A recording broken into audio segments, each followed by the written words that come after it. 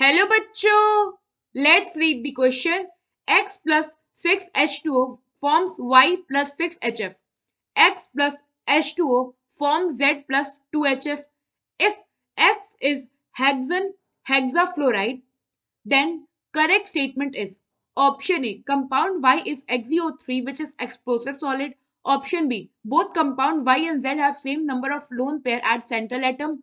Option C, Z is partially hydrolyzed product of compound X.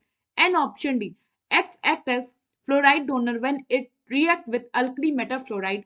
So question में हमें यहाँ पे अगर आप देखो तो हमें यहाँ पे जेनॉन हेक्साफ्लोराइड का रिएक्शन गिवन है. पहले रिएक्शन में ये 6 मोल वाटर के साथ रिएक्ट हो रहा है और दूसरे रिएक्शन में ये 2 मोल्स वाटर के साथ 1 मोल वाटर के साथ रिएक्ट हो रहा है. हमसे पूछा है कि हेक्सॉन हेक्साफ्लोराइड के रिगार्डिंग यहाँ पे कौन से स्टेटमेंट जो है वो करेक्ट है. सबसे पहले तो हम इसका रिएक्शन देखते हैं. हेक्सॉन हेक्साफ्लोराइड होता क्या है? ये होता है HCF6. हो गया F6. नाउ इसका हम रिएक्शन देखें तो फर्स्ट रिएक्शन में क्या था, हमने HCF6 को रिएक्ट करा है 6 मोल्स ऑफ वाटर के साथ. तो जब ये रिएक्ट करते हैं यहाँ पे 6 मोल वाटर के साथ तो प्रोडक्ट में हमें मिलता है XeO3 जेनॉन ऑक्साइड प्लस इसके साथ साथ हमें मिलता है 6 मोल्स ऑफ HF. तो यहाँ पे जो हमें ये कंपाउंड मिला है XeO3, ये यहाँ पे हो गया Y. और ये जो कंपाउंड होता है अगर आप इसके कैरेक्टरिस्टिक फीचर की बात करो तो ये एक्सप्लोसिव सॉलिड होता है.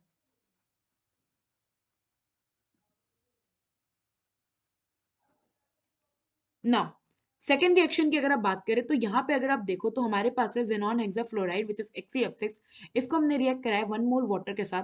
तो यहाँ पे प्रोडक्ट में हमें मिलता है कंपाउंड XeOF4 और इसके साथ साथ हमें मिलता है 2 मोल्स ऑफ HF. तो यहाँ पे हमारा ये जो कंपाउंड है XeOF4 ये क्या हो गया Z. नाउ अगर आप देखो तो यहाँ पे हमें जेनॉन ऑक्साइड मिला है और यहाँ पे हमें यहाँ पे कंप्लीटली जेनॉन का हाइड्रोलाइसिस नहीं हुआ है. इट मीन्स कि जो फर्स्ट रिएक्शन है यहाँ पे क्या हुआ है, यहाँ पे हुआ है कंप्लीट हाइड्रोलाइसिस और ये जो हमारा सेकेंड रिएक्शन है यहाँ पे हुआ है पार्शियल हाइड्रोलाइसिस.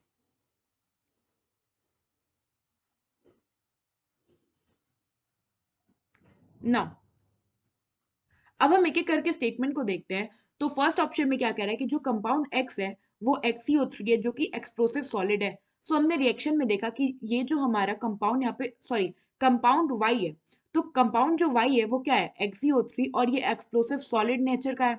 यानी कि जो हमारा ऑप्शन ए का स्टेटमेंट है ये करेक्ट है. नाउ सेकेंड स्टेटमेंट की बात करें तो इसमें क्या करेगा है कि जो दोनों कंपाउंड है Y और Z यानी कि जो दोनों प्रोडक्ट Y और Z हमें मिले हैं इन दोनों पे सेम नंबर लोन पेयर है सेंट्रल एटम पे. तो अगर आप इनका एक एक करके पहले हम स्ट्रक्चर देखते हैं तो सबसे पहले हमारे पास कंपाउंड है XeO3. Now xenon central atom है और हमें पता है जेनॉन पे जो वैलेंस इलेक्ट्रॉन होता है ये होता है 8. नाउ क्योंकि इसमें 8 इलेक्ट्रॉन है इसने 3 ऑक्सीजन के साथ बाउंड किया. इसने जब 3 ऑक्सीजन के साथ ये बॉन्ड करेगा तो ये हो गया double bond oxygen double bond oxygen double bond oxygen. तो भी इस पे एक लोन पेयर क्या होगा बचा होगा. तो मैं इसके रफ स्केच से बता रही हूँ एक लोन पेयर अभी इस पे बचा है. यानी कि इस पे यहाँ पे टोटल अगर आप देखो लोन पेयर तो हम यहाँ पे लिख सकते हैं कि जेनॉन पे कितना लोन पेयर है, एक लोन पेयर है ना. अब हम देखते हैं हमारा जो सेकंड कंपाउंड है. तो सेकंड कंपाउंड यहाँ पे है हमारा XeOF4. सेम यहाँ पे जेनॉन सेंट्रल एटम होगा, वैलेंस इलेक्ट्रॉन 8 होंगे जिसमें से इसने क्या किया एक ऑक्सीजन के साथ डबल बॉन्ड फॉर्म कर लिया और 4 फ्लोरीन के साथ अगर ये डबल बॉन्ड फॉर्म करेगा तो अभी मैं ये रफ स्केच बताती हूँ. तो इस पे अगर आप देखो यहाँ पे अगर इसने 4 फ्लोरीन के साथ बॉन्ड कर लिया तो 1 2 3 4 5 6 तो भी इस पे एक लोन पेयर बचा होगा. एंड अगर आप इसका ओरिजिनल स्ट्रक्चर देखो तो ये कुछ ऐसा होता है. ये हो गया जेनॉन, यहाँ पे इस पे हो गया एक लोन पेयर, यहाँ पे हो गया डबल बॉन्ड ऑक्सीजन, ये हो गया एक फ्लोरीन, ये हो गया एक फ्लोरीन, ये हो गया एक फ्लोरीन और एक हो गया एक फ्लोरीन. तो यहाँ भी जो हमारा जेनॉन है इस पे क्या है एक लोन पेयर है. तो ये भी जो हमारा सेकंड स्टेटमेंट है ये करेक्ट है क्योंकि दोनों जो कंपाउंड है उनके सेंट्रल एटम पे सेम लोन पेयर है. नाउ थर्ड में क्या कह रहा है कि जो Z है वो पार्शियली हाइड्रोलाइज प्रोडक्ट है कंपाउंड X का. तो Z हमारा था XeOF4 और ये कंपाउंड हमें तब मिला था जब पार्शियल हाइड्रोलाइसिस हुआ है XeF6 का. यहाँ पे जो थर्ड स्टेटमेंट है ये भी करेक्ट है. नाउ फोर्थ स्टेटमेंट के लिए हमें क्या कह रहा है कि जो X है वो एक्ट करता है एज अ फ्लोराइड डोनर जब ये रिएक्ट करता है अल्कली अर्थ मेटल के साथ. तो हम देखते हैं कि एक्स कब फ्लोराइड डोनर की तरह एक्ट करता है।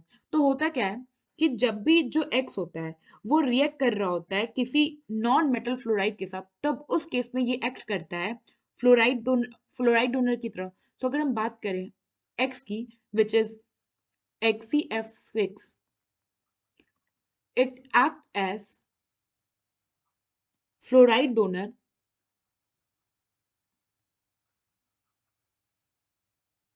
when it reacts with non-metal fluorides. So यहाँ पे यहाँ पे जो हमारा फोर्थ स्टेटमेंट है ये इनकरेक्ट है, क्योंकि यहाँ पे अल्कली मेटल से क्या है, और अल्कली मेटल्स हो गए, जबकि ये एक्ट कहाँ करता है as a fluoride donor, non metal fluorides के केस में। यहाँ पे क्वेश्चन में हमसे क्या पूछा था कि कौन से जो स्टेटमेंट है वो करेक्ट है रिगार्डिंग हेक्सॉन हेक्साफ्लोराइड। यहाँ पे ऑप्शन ए, ऑप्शन बी और ऑप्शन सी, ये तीनों ऑप्शन जो है ये करेक्ट ऑप्शन है। आई होप आपको ये क्वेश्चन समझ आया होगा। Thank you.